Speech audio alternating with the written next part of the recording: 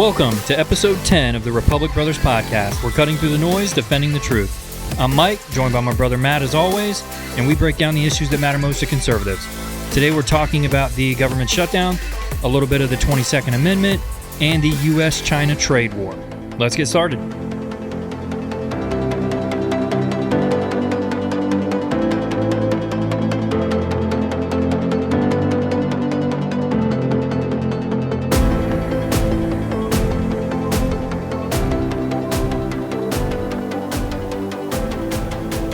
Well, Matt, the latest on our government shutdown, Senator Josh Hawley wrote in a New York Times opinion column, quote, "The government has been shut down for 28 days and counting. That's 28 days too long." He later went on to say, and Saturday will be another grim milestone. That is the day about 42 million Americans will lose federal food assistance. Now, that column was from Tuesday. We're recording Wednesday. The government shutdown is now at day 29. It'll be 30 days when this episode releases tomorrow. This is the second longest shutdown in history, and we're getting closer and closer to the longest shutdown in history at 35 days. The last vote was yesterday, Tuesday, October 28th. This was the 13th time they voted. That vote saw 55 votes to pass the clean CR, still falling short of the 60 votes needed. I think both sides are just playing political chicken at this point, and it's about to cause millions of Americans to lose their SNAP benefits. I want to make this clear. There are people who need these benefits, and we do feel bad for them. But the majority of those people are taking advantage of the system. Let's not forget, Republicans have voted to reopen the government 13 times, and Democrats have voted no 13 times. That's who you should be blaming. And just a reminder, in the last couple days, Chuck Schumer wanted Republicans to vote on a standalone bill to pay for the SNAP benefits, yet Democrats rejected a bill to pay military personnel. I don't know how you feel about that, but it seems a bit hypocritical to me. We need to pay for people's food, but we don't want to pay the military so they can go buy their own food. Yeah, and they're the ones that are working. The people in the military that aren't getting paid are the ones who are going to work. And you have all these people who are getting SNAP benefits who don't work that are claiming that they need the money. Not just working, serving their country. They're doing the job for the benefit of us. It's ridiculous that Democrats, in my opinion, would rather pay SNAP benefits than pay federal employees protecting the country. Yeah, they're doing the job that most people don't want to do. Now, Mike, you said the over-under was 28 days. We are over. Would you like to revise that line and make your pick again? At this point, I'm going to set the new over-under at 41 days. I think this is going to be the longest shutdown in U.S. history, and I think we're definitely going to go past day 35, that's for sure. So I'm going to go with 41 days. I think at this point, like I said, this is a game of political chicken that both sides are playing, and I think it's about whoever is going to blink first. I don't think that Republicans feel like they're taking that much heat for it, and the Democrats, they're not really feeling that same heat either. I don't think either side is feeling like they're being blamed for it more than the other. I think it's just going to drag on and on and on. Yeah, my thoughts were the Republican messaging has been pretty clear on this, and the base of the Republican Party has kind of stayed with them, even though it's going to hurt some people. The Democrats are all over the map. I do think the heat is starting to get to them a little quicker than it is to Republicans. I'd be shocked if it went to 41 days, but I also said it would only go 14, so what do I know? Yeah, true.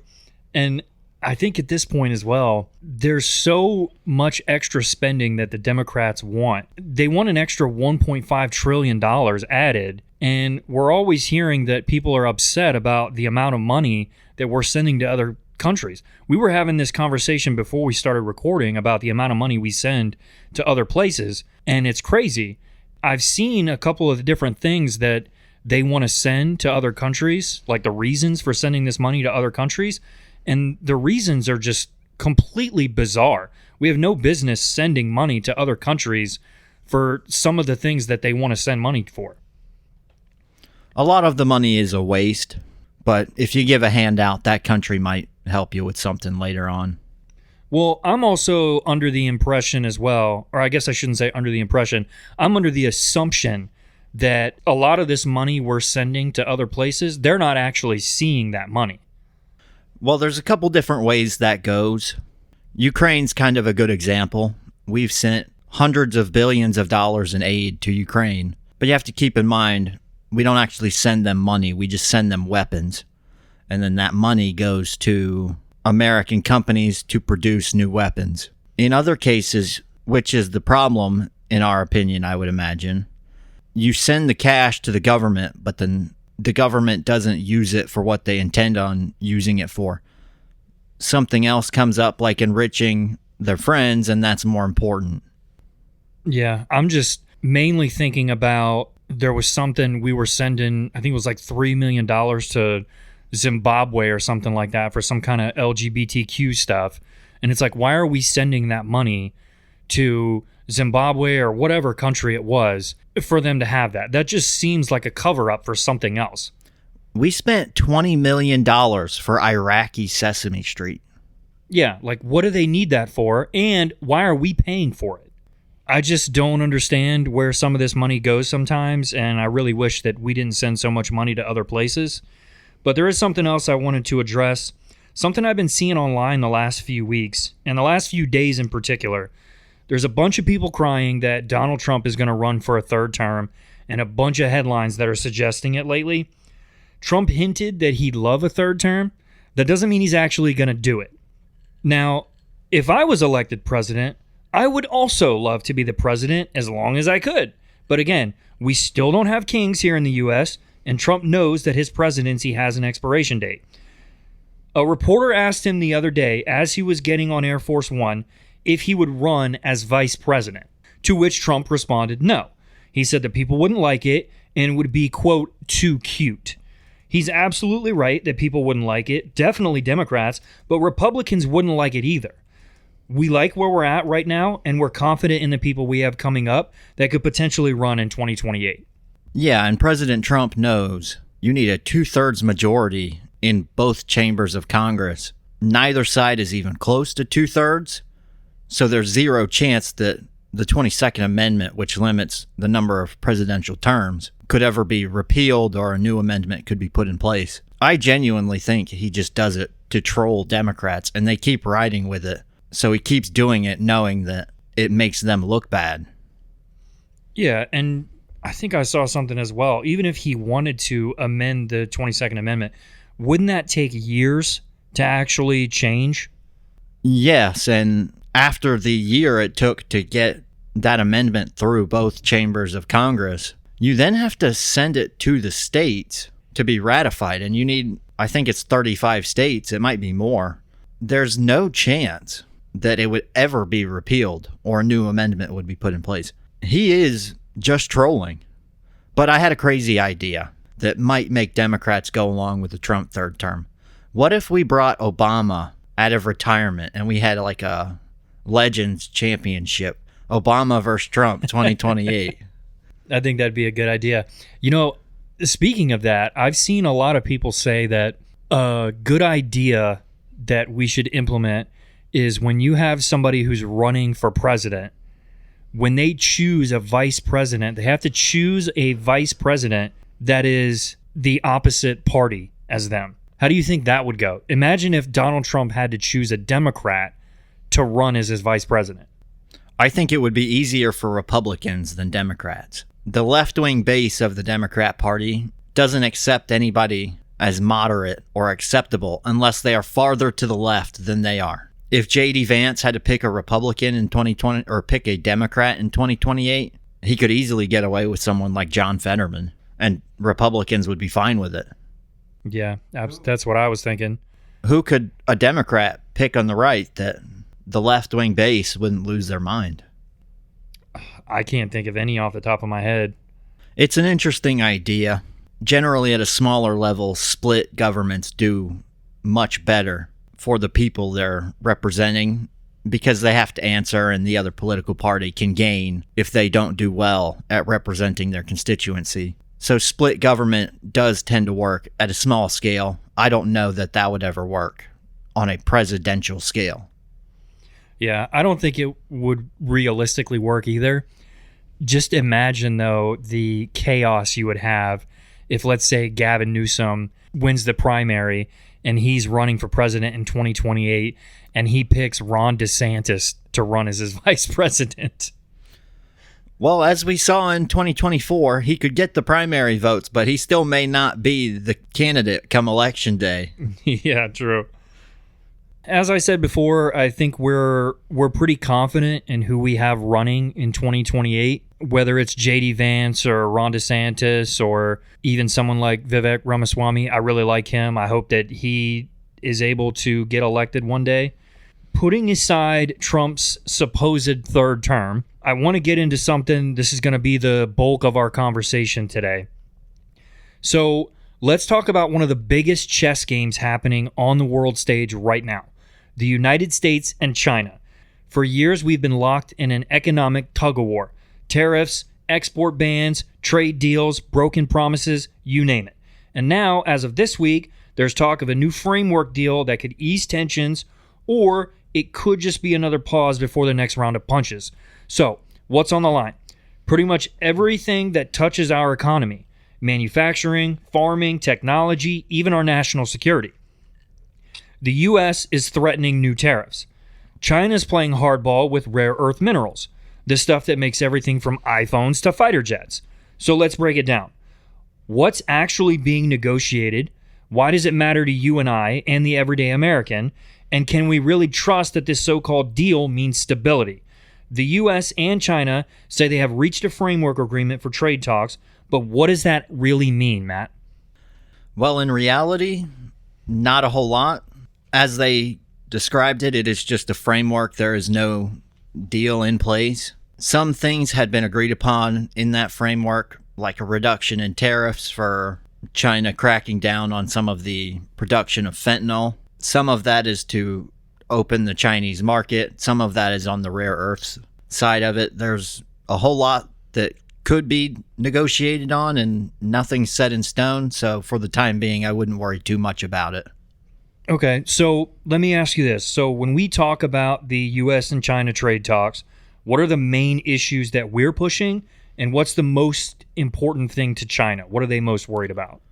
Well, on the U.S. side, much of it has been pointed out by Trump that there's been a massive trade deficit on our side with China, and he wants to see that leveled out and see U.S. companies given more access to the Chinese market. The other big sticking point is the rare earths elements that China produces the most of.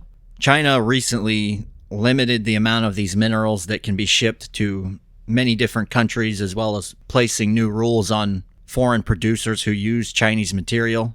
So China has done that in retaliation for some of these tariffs, and they really hate these tariffs because while China has very low labor costs, they need a market wealthy enough to sell all of these cheap products to, because the Chinese population really doesn't spend money the way the West does, especially America. Chinese people much prefer to save over spend.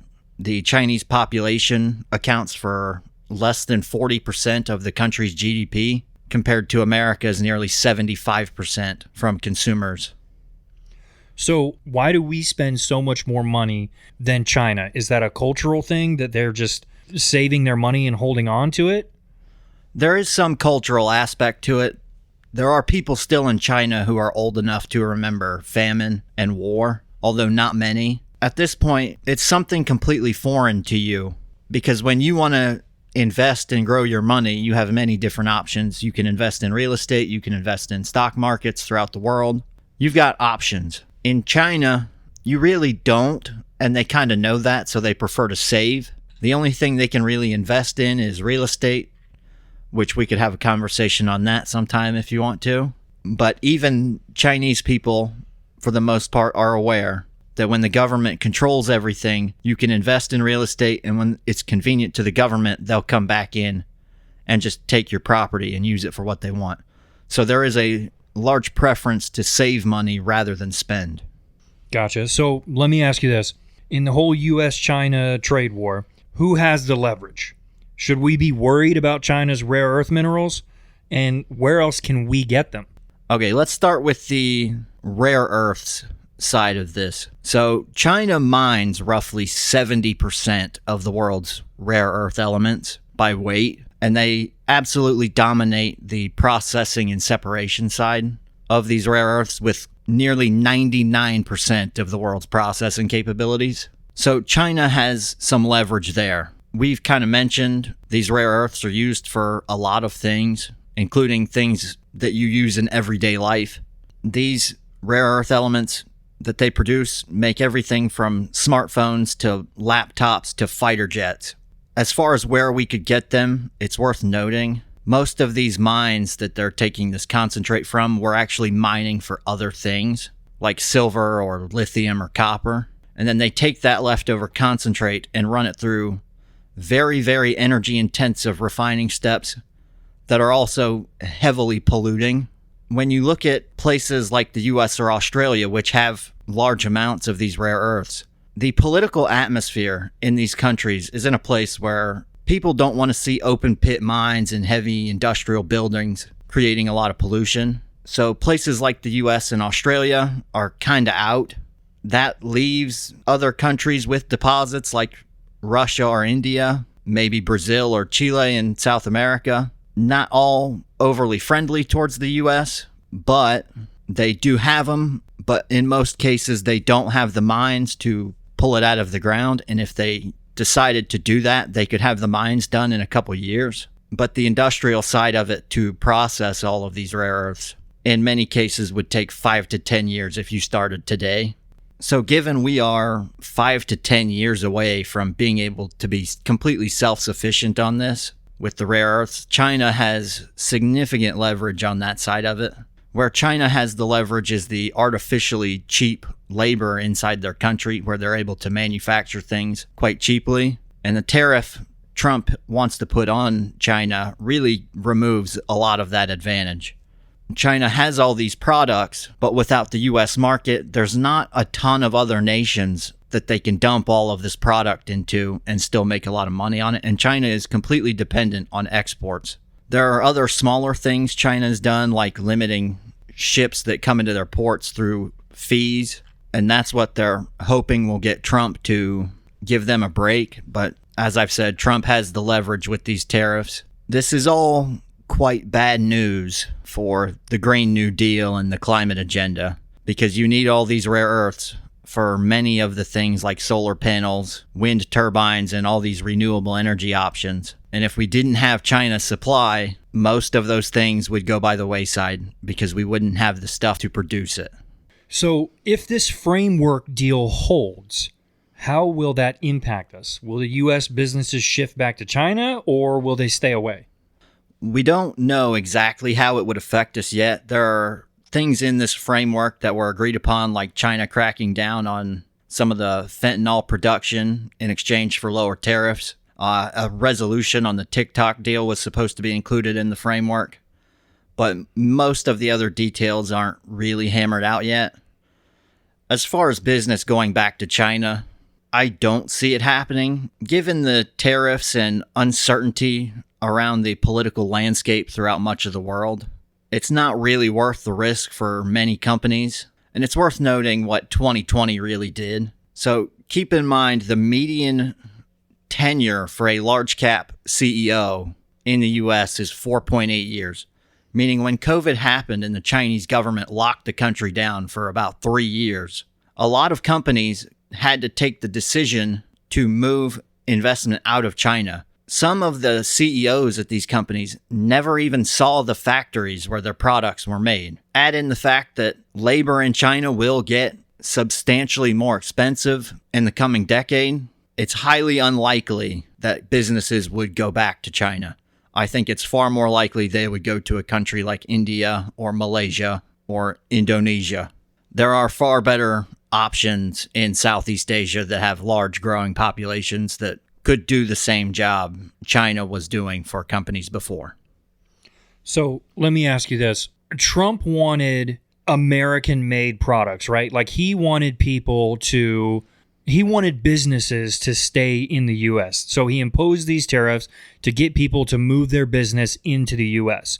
So is this whole framework deal with China a way for him to move business back to China, or what exactly is the goal here? Well, the tariffs make it more expensive to manufacture something in a different country and then ship it to the U.S. So the objective of tariffs is to convince companies to invest in the U.S. and manufacture in the U.S. With the rise of China, in particular in the 80s and 90s, and the very cheap labor that was in China, a lot of companies making relatively low value-added products decided to manufacture in China because the labor was cheaper and you would save money even after you ship the product. If you're adding in 10, 20, even in some cases 100% tariffs, that doubles the price of your product, and you might not be able to sell it at a profitable price in the U.S. So you mentioned China's growing labor cost. Explain that a little bit. So there's two parts of this. For decades, the Chinese government has pushed down the cost of labor and kept it artificially low to pay their employees less so that their exports would be competitive on a global stage. Add in the population shrinking in China with the fact that there are fewer people to do the jobs. It is still a similar situation to the U.S., where the fewer people applying for the job, the more money those individuals can ask for. So with a shrinking population, you have fewer and fewer people available for the job. At this point as well, while a lot of people in China do go to college, the education is quite a bit different. You're not taught to think freely. You're taught to follow government rules, and government rules are quite restrictive on what you can learn, because if you learn too much, you might try to overthrow the government, and Xi Jinping really does not want to lose his power. Gotcha. Okay, so another one of the things I saw with this whole trade war thing is I kept seeing the term decoupling. So what exactly is decoupling? I know it's the separation of someone or something, but explain how it applies to us in China. Yeah, decoupling means to separate. And in this case, it's the U.S., as well as some other Western nations trying to do it as well. But it's the U.S. trying to regain some of that independence we once had that Trump has mentioned.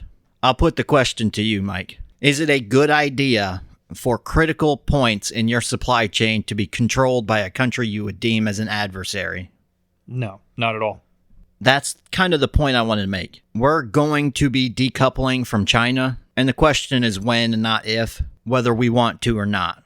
I kind of want to take you back a little bit farther, though. So give me one moment to kind of explain it. Throughout human history, for nations to become a strong power as a country, you needed to have access to and the capability to secure resources like oil or coal or iron.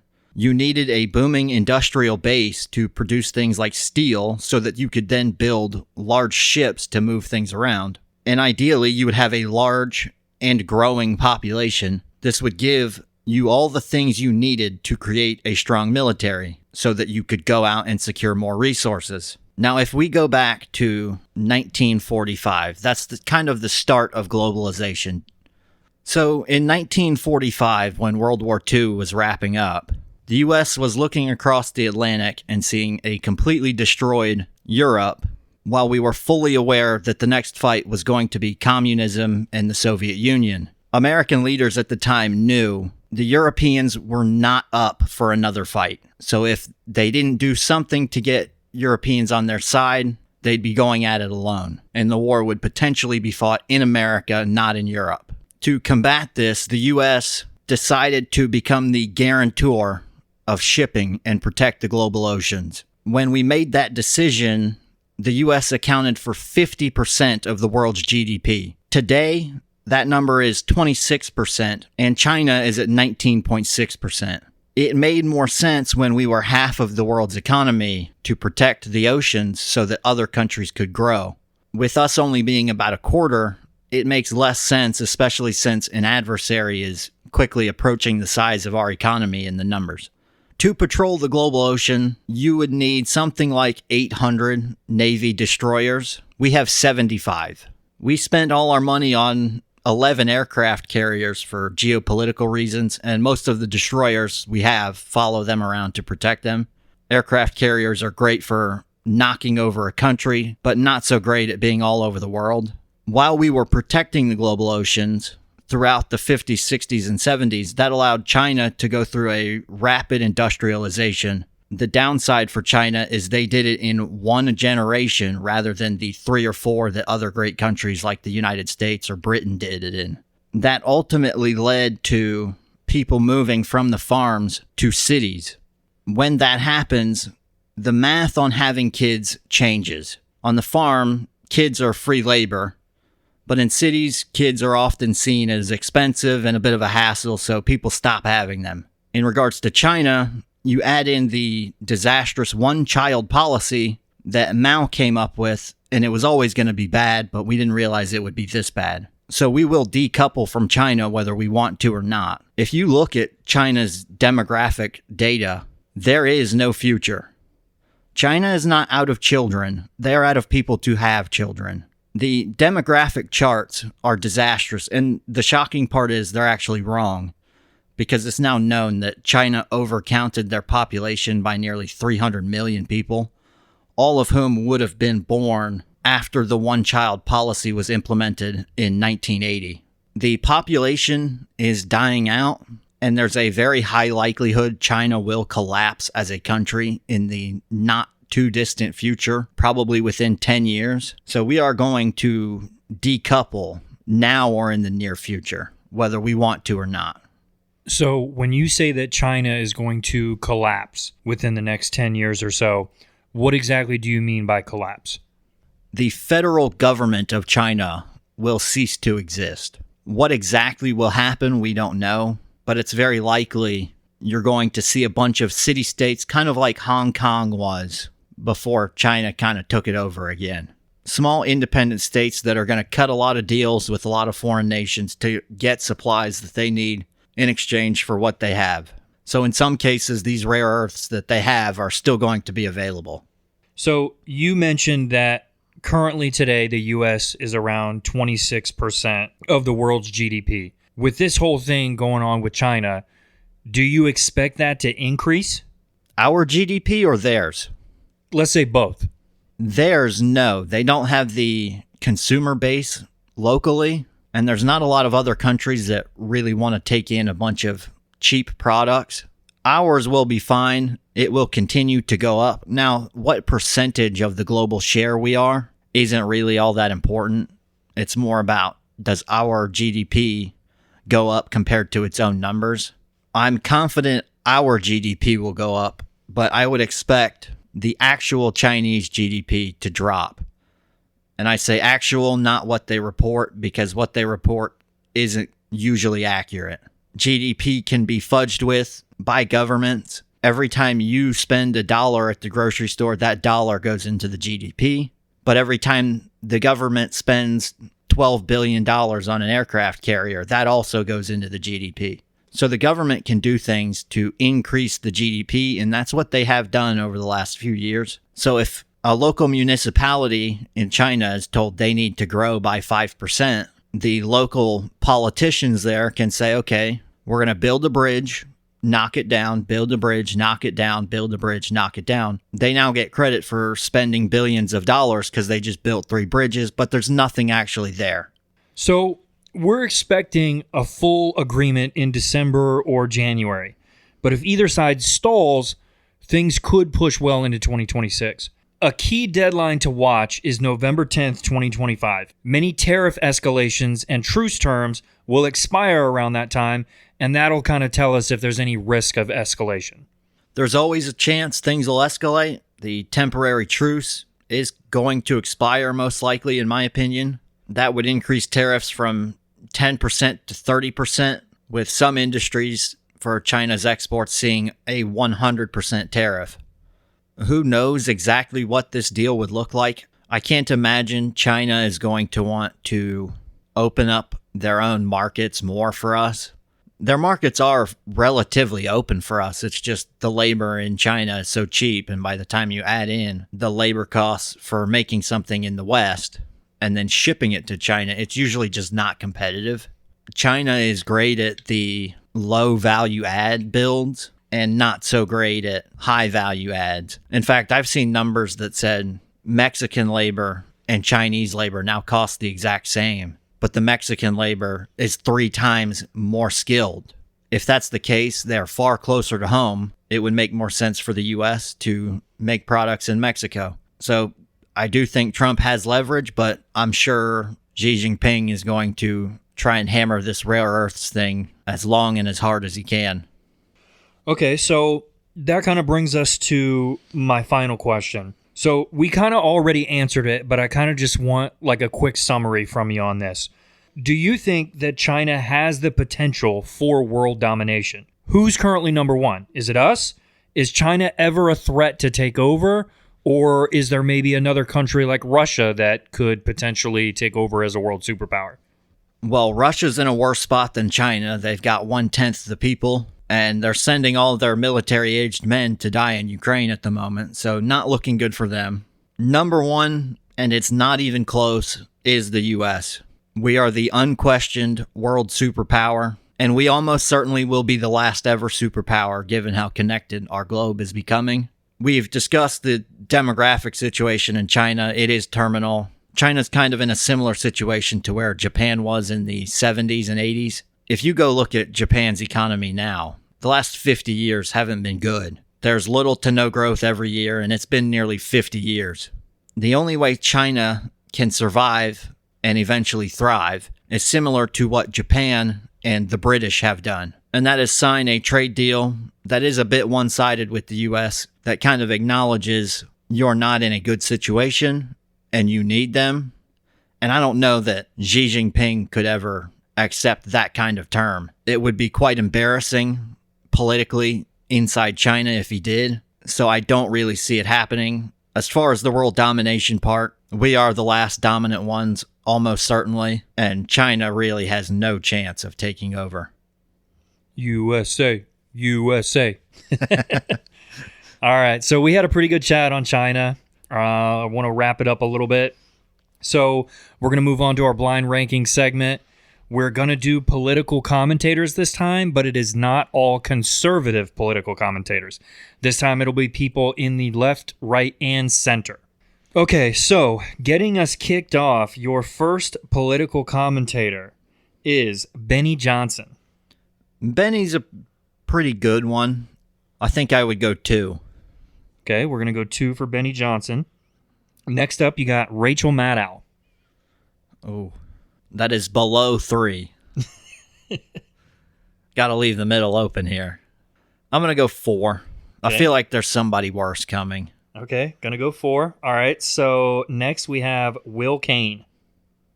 I've always been a fan of Will Cain for sitting at the desk at ESPN and explaining why the WNBA doesn't make as much as the NBA. That's such a good clip. So, 1. Okay, 1 for Will Cain. I like it. All right, next up you got Bill Maher. 3. 3 for Pretty Bill. easy. You got a worse one than Bill Maher. 3 for Bill Maher. In your number 5 spot, you have Tim Pool. Okay, tough.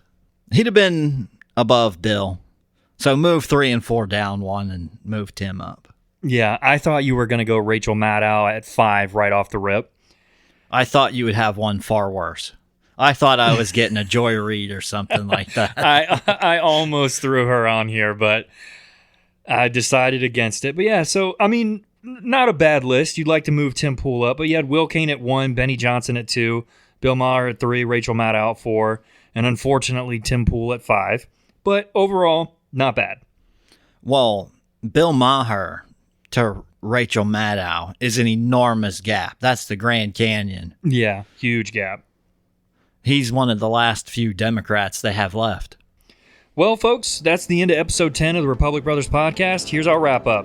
The government shutdown is now on day 29, and we talked a lot about the U.S.-China trade war today. If you enjoyed today's conversation, make sure to follow the Republic Brothers podcast on social media, leave us a rating, subscribe, and share this episode with a friend. Thanks for tuning in. See you next time.